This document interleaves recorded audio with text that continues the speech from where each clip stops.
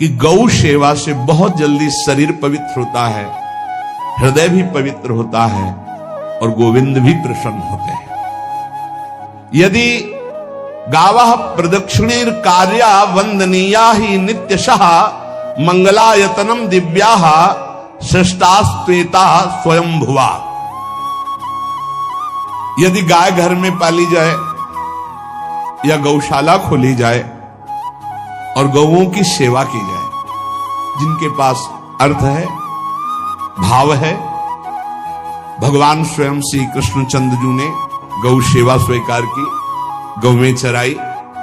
गौओं की परिक्रमा करने से, जैसे आप प्रभु के बिहारी जी के मंदिर की 4 परिक्रमा करें तो जो फल आपको मिलेगा वही गाय की 4 परिक्रमा कर लें तो आपको प्राप्त हो जाएगा। गौ की प्रदक्षिणा से, गावः प्रदक्षिणी कार्या वंदनीया ही नित्यशः, जो रोज गाय को प्रणाम करता है और गाय की प्रदक्षिणा करता है तो भगवत प्रदक्षिणा का उसे फल प्राप्त होता है। जहां गौएं विराजमान होती हैं वो बड़ा पवित्र दिव्य तीर्थ स्थल माना जाता है। गौएं जहां विराजमान रहती, गौशाला में भजन करे तो कई गुना बढ़कर के प्राप्त होता है। स्वयं ब्रह्मा जी ने गौओं को दिव्य गुणों से विभूषित बनाया है। अप्यागाराणि विप्राणाम देवतायतनानि च यद गोमयेन शुद्ध्यंतिम किम ब्रूमो हृदिकम ततः। गाय के गोबर से जहां लेपा जाता है वहां जिस देवता का आवाहन करोगे वही देवता आकर विराजमान हो जाएगा। अपवित्र भूमि में भी यदि गाय के गोबर का लेप कर दिया जाए तो परम पवित्र मानी जाती है। गाय बहुत पवित्र, जहां वो बैठती है, जहां वो मूत्र त्याग करती, गोबर त्याग करती, वो स्थान तीर्थ तुल्य पवित्र माना जाता है। भगवान जब गाय के पीछे पीछे चलते तो गोरज उड़कर उनके मस्तक पर विराजमान होती, उनके मुखार बिंद पर विराजमान होती। बाल गोविंद के अनिष्टों को दूर करने के लिए गाय के पूंछ को उनके ऊपर से झाड़ा देती थी मैया। जब गुरु मंत्र वैदिक सिद्धांत से दिया गया था पहली बार तो पंचगव्य पिलाया गया था। गोमूत्रम गोमयम क्षीरम दधि सर्पिस्तथैव च गवाम पंच पवित्राणि पुनन्ति सकलम जगत।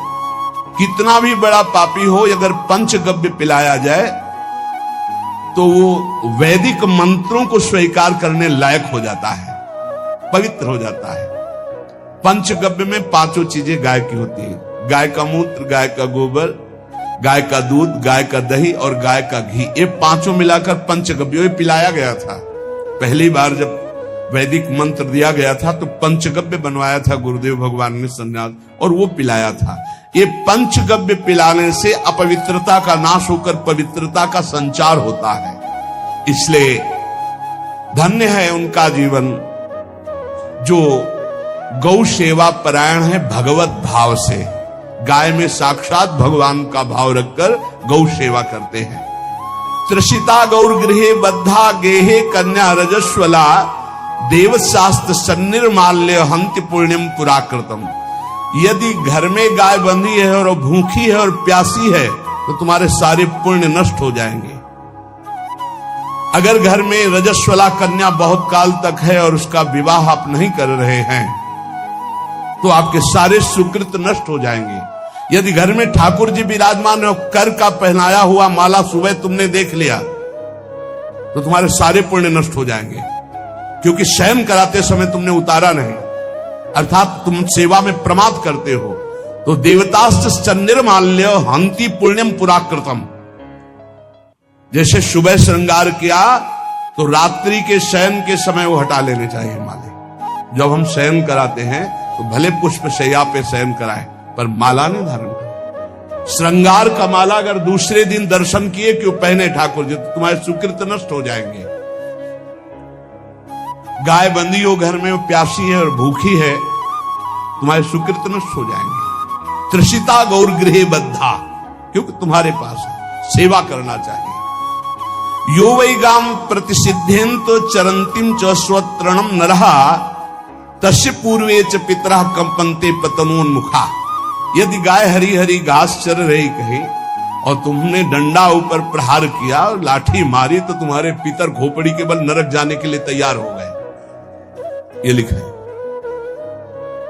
चरंतिम स्वम तृणम नरः तो तस्य पूर्वे च पितरः कंपन्ते पतनोन्मुखा। इसीलिए क्या भारत से कहीं किसी की तुलना हो सकती है जहां गौ को माता की पदवी दी गई, जहां गौ को हम आराध्य देव के रूप में मानते हैं, आराधना करते हैं। गौ रक्षा, गौ सेवा, ये बहुत बड़ा इसमें छुपा हुआ है। स्वयं भगवान अवतरित होकर गौ रक्षा, जब गाय के रूप में पृथ्वी रमाती तो भगवान का अवतार हुआ है। बड़ा विचित्र समय आता चला जा रहा है कि अब आधुनिक यंत्रों की ऐसी सेवाएं हो गई बड़ी बड़ी कि अब न बैल की जरूरत है और ऐसे दूध की महंगाई बन गई कि अब देसी गाय 2 लीटर 3 लीटर 4 लीटर और ऐसी की 20-20 25-25 लीटर दे तो कौन देसी गाय को। गौओं का सेवा का भावना शास्त्र आज्ञा करता है कि जो प्रतिदिन अग्रग्रासे परोभावा कर्तव्यो भक्ति तोन्वहम अकृत्वा स्वयं आहारम कुर्वम नापनोति दुर्गतिम। जे ही तुम्हारे गृहस्थ में घरों में पहले होता था, अब तो भगवान जाने, जे ही पहली रोटी तवा में गई तो वो निकाल करके पक्की रखी जाती थी गौग्रास के लिए, पहला रसोई में।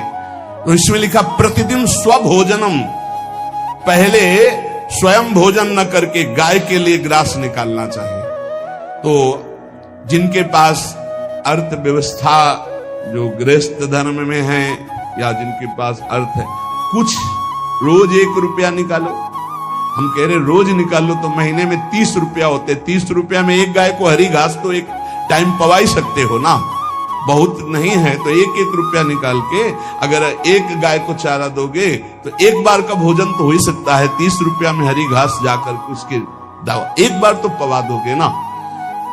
अग्रग्रासे परोभावा कर्तव्य भक्ति तोन्वहम, भक्ति पूर्वक गाय को 1 ग्रास भोजन में 1 रोटी तो निकालना चाहिए गाय के लिए, ऐसा शास्त्र आज्ञा कहता है। जो ऐसा करता है तो अकृत्वा स्वयमाहारम कुर्वन् नाप्नोति दुर्गतिम, अपने आहार से 1 रोटी निकालकर गाय को देता है और स्वयं 3 रोटी भले पाले 1 रोटी गाय को दे दी तो बोले उसकी दुर्गति नहीं होगी, अर्थात उसके अंदर भाव बढ़ता चला जाएगा वो भगवान की भक्ति में। और तेनाग्नयो हुता सम्यक पितरश्चापि तर्पिताः देवास् पूजितास्तेन यो ददाति गवान्हिकम। जो प्रतिदिन गौग्रास निकालता है, अर्पित करता है, तो उसको अग्निहोत्र करने का फल मिलता है, उसके पितरों को तृप्ति मिलती है और समस्त देवताओं के पूजन का फल मिल जाता है जो गौग्रास निकालता है। यो वै ताड्यते यष्ट्याधेनुम मर्त्यो विमूढ़धि। जो मूर्ख मनुष्य, जैसे अब गाय दूध नहीं दे रही, मार डंडे डंडे मार रहे हैं, इंजेक्शन लगा रहे हैं, ऐसे वैसे कर रहे हैं, उसको ताड़ना दे रहे हैं। तो बोले जो मूढ़ बुद्धि मूर्ख मनुष्य, यो वै ताड्यते यष्ट्याधेनुम मर्त्यो विमूढ़धि, वो गाय को लाठी से मारता है, डंडे से मारता है, हाथों से मारता है, तो धर्मराजस्य नगरेशा याति करवर्जिताः। धर्मराज जी पहले अपने नरक में ले जा करके उसके कहते थोड़े थोड़े तिल तिल करके पहले इसके हाथ काटो, मरना है नहीं वहां, अब आराम आराम से थोड़े थोड़े पहले हाथ वर्जिताः, इन्हीं हाथों से गाय को मारा था ना, वैसे थोड़ा थोड़ा काटा जाता है उसके हाथ। कर वर्जिता, उसके दोनों हाथ काट करके थोड़े थोड़े। यो वै दंसान वार्यति तस्य पूर्वे कृतार्थ काहा नृत्यंत सवादिस्मास तरिष्यति भाग्यवान। जो गौ के शरीर को स्नान कराता है, गौ के शरीर को कीट आदि से मच्छर आदि से रक्षा करता है और खूब अच्छा अच्छा पदार्थ गौ, केवल दूध के लोभ से नहीं, ये हम गौ सेवा की बात कर रहे हैं, ये कि नहीं वहां 10 लीटर दूध देती तो हाथ फेरो, जब दूध नहीं देती है तो चारा भी ठीक से नहीं दे रहे और उसके ये स्वार्थी हो, गौ सेवा का बात नहीं, वो दूध का लोभी केवल व्यापार की बात करता है। गौ सेवा का तात्पर्य है गौ सेवा केवल, खूब बछड़े को पिला दिया प्रसाद रूप से जो दूध मिला उसका अपने सेवन की, वो बात तो अलग है। अब बछड़े को तो जरा सा केवल पिन्हाने के लिए कर दिया और खूब सारा दूध लीटर में नाप करके जा रहा है, और उस समय तक तो खवाओ पियाओगे ही खूब अच्छे से। उसके बाद जब दूध देना बंद किया तो उसका आदर सत्कार खत्म, खोल के बाहर ऐसे वो प्लास्टिक खाते घूम रही, तो ये गौ सेवा नहीं मानी जाएगी, वो स्वार्थ पूर्ति मानी जाएगी। जो सदैव गौ सेवा करता है, उसके डांस मच्छर हटाता है, स्नान कराता है, पीठ में हाथ फेरता है, उसके पूर्वज जो पितर होते हैं वो नाच पड़ते हैं, उनका मंगल होना शुरू हो जाता है कि हमारे वंश में गौ सेवक पैदा हुआ, बड़ा भाग्यवान है और वो गौ के द्वारा हमें तार देगा, ऐसा भाव। गौ सेवा हमारे सनातन धर्म में बहुत बड़ा स्थान गौ सेवा का है। पर एक बात ध्यान रखें, इन सब सेवा का फल है भगवान के चिंतन में निरंतर वृत्ति डूब जाए। हमारी एक एक वृत्ति, एक एक क्षण भगवान के चिंतन में डूब जाए। अगर नहीं तो हम आपको उत्तर दे रहे हैं, क्या महाराज नृग जैसा कोई गौ सेवक हुआ है दानी? भागवत में पढ़ लेना, करोड़ करोड़ गायों को, करोड़ों गौशालाएं थी, एक दो नहीं।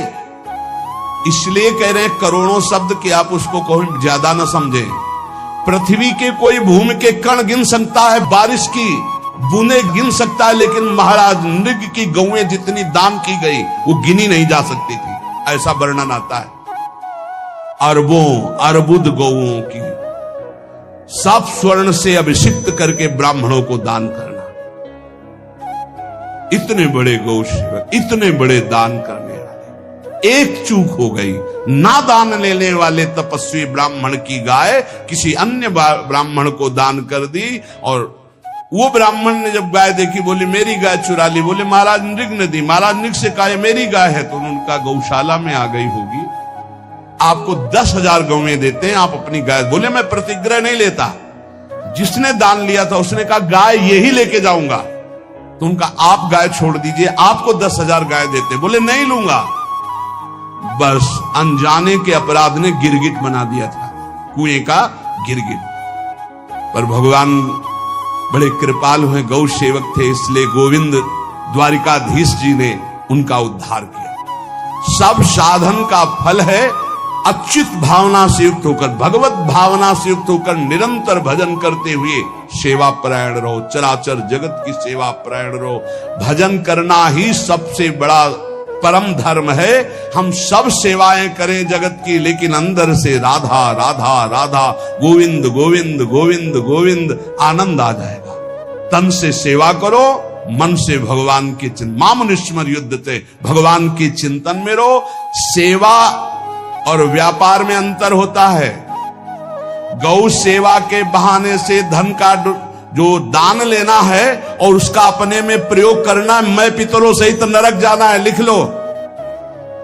गौ सेवा के बहाने से दान लेना और उसका अपने परिवार के सुख में पैसे का प्रयोग कर देना या अपनी वासनाओं की पूर्ति में लगा देना। आया गौ सेवा के लिए और आप प्रयोग कर रहे हैं गाड़ी घोड़ा नाना प्रकार के सांसारिक भोगों में, तो लिख लो पितर सहित तुम्हारे नरक जाएंगे, क्योंकि गौ सेवा के लिए आया है।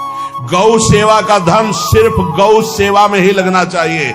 आप गौ सेवक है, दूध पान कीजिए, रोटी खा लीजिए, लेकिन गौ सेवा का अर्थ आप अपने वासनाओं की पूर्ति में, अपने मनोरंजन में या अपने मन के संकल्प भावना में नहीं पूरी कर सकते।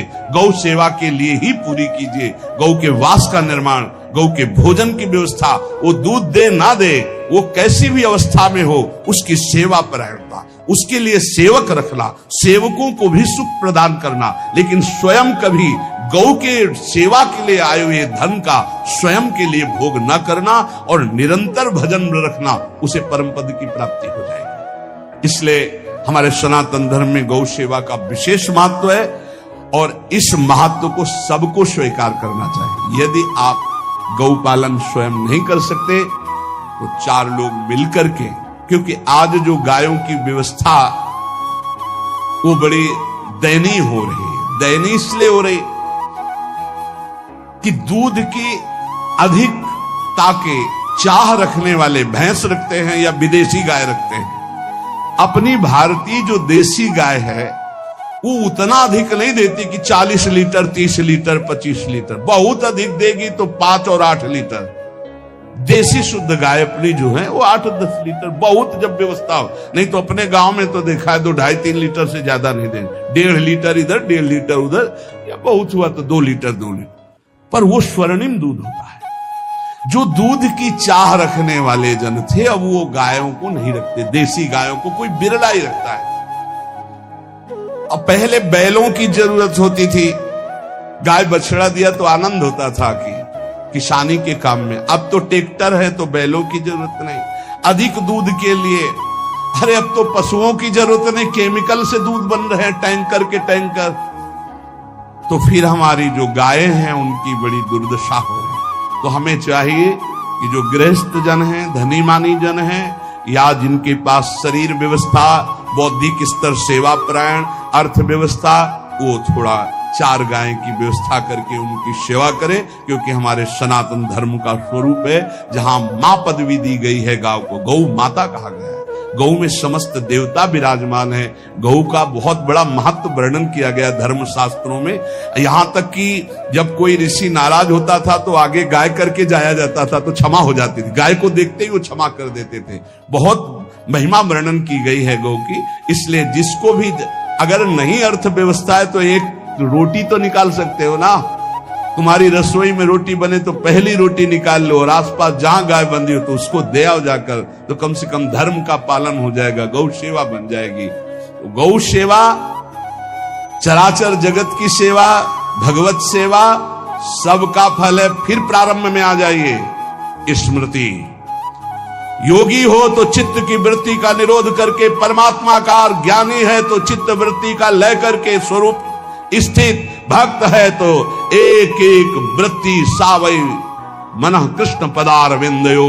भगवान के चरण में, भगवान के नाम में, भगवान के रूप में, भगवान की लीलाओं में स्मृति अगर नहीं तो सब साधन अधूरा, और स्मृति तो हर साधन पूरा। इसलिए एक बार कमर कस लो, चाहे जगत की सेवा करो, चाहे जिस कार्य में लगे हो, तुम्हारी स्मृति प्रभु में लगी हो।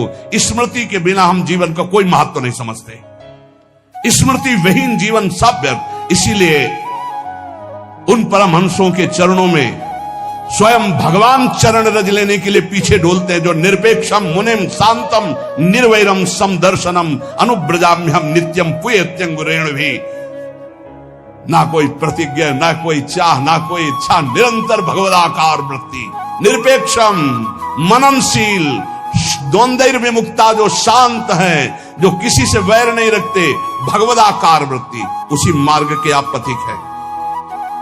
सर्वतो भावेन, अपने मन को समेट लो धर्म और कर्म दोनों से, और साब त्यज लोक धर्मान, और परम धर्म का सेवन करते हुए समस्त चराचर जगत को भगवत स्वरूप में रखते हुए इसी जन्म में परम पद को प्राप्त हो जाओ। सत्संग का सार हमारा शरीर है, इससे सेवाएं बने।